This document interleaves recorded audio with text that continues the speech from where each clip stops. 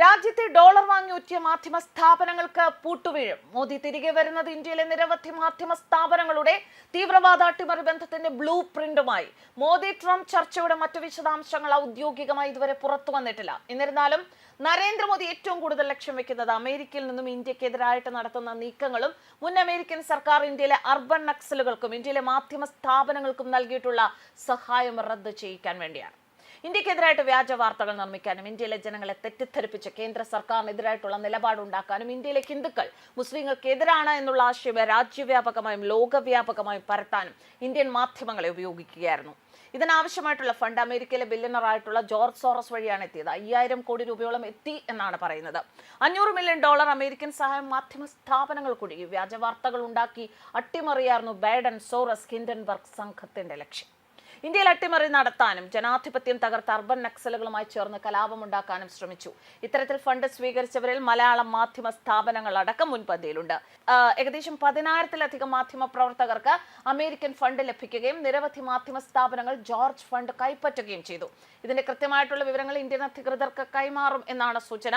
അമേരിക്കയിൽ നിന്നും ഇന്ത്യക്ക് എതിരായി ഭീകരവാദികളുടെ പ്രവർത്തനങ്ങൾക്ക് തടയിടും. ജോർജ് തുടങ്ങിയ കേന്ദ്രങ്ങളിൽ നിന്നും ഇന്ത്യൻ കോർപ്പറേറ്റുകളെ തകർക്കാൻ വേണ്ടിയുള്ള നീക്കങ്ങൾക്കും ട്രംപ് തടയിടും. ഇതൊക്കെ കൂടിക്കാഴ്ചയിൽ ഉരുത്തിരിഞ്ഞു എന്നാണ് അനൌദ്യോഗിക വൃത്തങ്ങളിൽ നിന്നും വ്യക്തമാകുന്നത്.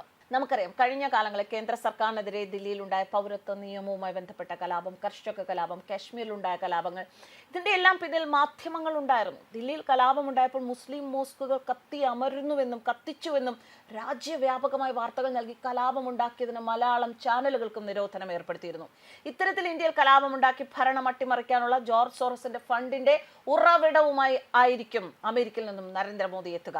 ഇത്തരത്തിലുള്ള മാധ്യമ പ്രവർത്തകർക്കെതിരെ, മാധ്യമ സ്ഥാപനങ്ങൾക്കെതിരെ എല്ലാം ഇനി അന്വേഷണം ഉണ്ടാകും. ഇതിന്റെ പ്രധാനപ്പെട്ട നേട്ടം മോദി വിരുദ്ധതയുടെയും BJP വിരുദ്ധതയുടെയും പേരിൽ രാജ്യവിരുദ്ധ വാർത്തകളും വ്യാജ വാർത്തകളും ചമയ്ക്കുന്നത് ഇനി ഒഴിവാകും എന്നതാണ്. നിരവധി മാധ്യമ സ്ഥാപനങ്ങളെ തൂക്കിയെടുക്കാനുള്ള ആയുധവുമായിട്ടാണ് അമേരിക്കയിൽ നിന്ന് മോദി എത്തുക.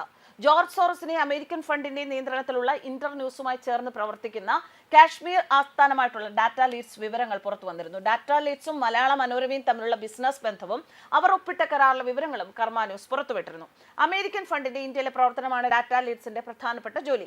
കണ്ടന്റുകൾ ക്രിയേറ്റ് ചെയ്യുക, വാർത്തകളും വീഡിയോകളും നിർമ്മിക്കുക, രാജ്യവ്യാപകമായും ലോകത്തിലെ എല്ലായിടത്തും അവർ ഉദ്ദേശിക്കുന്ന കണ്ടന്റുകളും മറ്റും പ്രചരിപ്പിക്കുക, ഇതെല്ലാം ഡാറ്റ ലീഡ്സിന്റെ പ്രധാനപ്പെട്ട ദൗത്യമായിരുന്നു. മലയാള മനോരമയുടെ ദ വീക്ക് എന്ന മാഗസിന് കണ്ടന്റുകളും എഡിറ്റോറിയലും വരെ നൽകുന്നത് ഡാറ്റ ലീഡ്സിൽ നിന്നായിരുന്നു എന്ന് ഇവർ തമ്മിലുള്ള ഉഭയകക്ഷി കരാറിൽ വ്യക്തമാക്കുന്നുണ്ട്.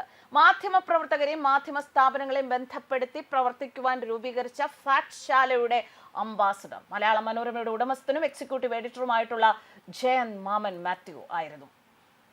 ഇത്തരത്തിൽ മലയാള മനോരമയുമായി അമേരിക്കൻ ഫണ്ടിൽ പ്രവർത്തിക്കുന്ന ഫാക്ട് ശാലയും ഡാറ്റ ലീഡ്സിനും വലിയ ബിസിനസ് ബന്ധങ്ങളുണ്ടായിരുന്നു. എത്രമാത്രം പ്രവർത്തനങ്ങളാണ് ഇവർ നടത്തിയത് എന്ന് അതിന്റെ തെളിവുകൾ കേന്ദ്ര ഏജൻസികൾ കണ്ടെത്തും. ഇതിന്റെ എല്ലാം ബ്ലൂ പ്രിന്റുമായിട്ടാണ് നരേന്ദ്രമോദി അമേരിക്കയിൽ നിന്ന് എത്തുന്നത്. തന്നെ എതിർക്കുന്ന ഇന്ത്യയിൽ വ്യാജ വിവരങ്ങൾ പുറത്തുവിടുന്ന മാധ്യമങ്ങൾക്ക് കടിഞ്ഞാണിടാനുള്ള ആയുധവുമായിട്ടാണ് അമേരിക്കയിൽ നിന്നും നരേന്ദ്രമോദി എത്തുക. ന്യൂസ് ഡെസ്ക് കർമ്മ ന്യൂസ്.